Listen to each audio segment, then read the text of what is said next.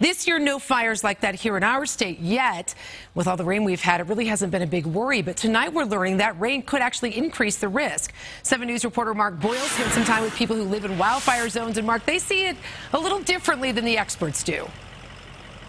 Most people see that threat as very low. However, we've had a lot of rain this season, as you might well know, and it's caused a lot of these grasses to grow very tall, a lot taller than normal. Now, those grasses can dry out very quickly, adding new fuel to new fires.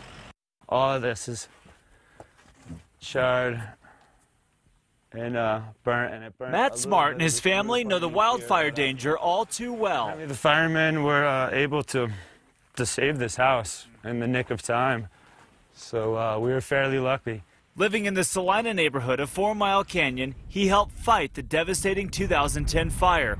The scars still visible on the house he now owns. I guess the danger's a little bit less, but it's always there, just because when you add in the factor of wind, then it doesn't matter, you know, like how great any of this area has been fire mitigated. That slightly lower perception of risk that Smart has is common, according to a newly released study led by James Meldrum at CU's Institute of Behavioral Sciences. Meldrum tells 7 News it's fairly typical to find that professionals will rate the risks and hazards of wildfires higher than people facing those risks. Meldrum says people fear what they can't change, like vegetation density, more than taking solid fire mitigation steps before a fire starts, such as cutting down trees and rebuilding decks.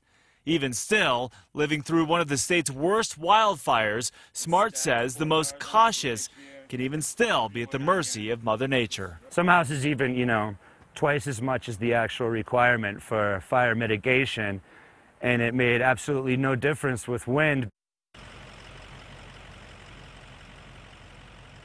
Now, Smart has a fire evacuation plan, as do every other resident up there that we spoke with today in 4 Mile Canyon. Now, Meldrum says a lot of people feel constrained because of a lack of knowledge with fire preparation plans. You can find a link to some of those tips on our website, thedenverchannel.com. Live in Boulder, Mark Boyle, 7 News.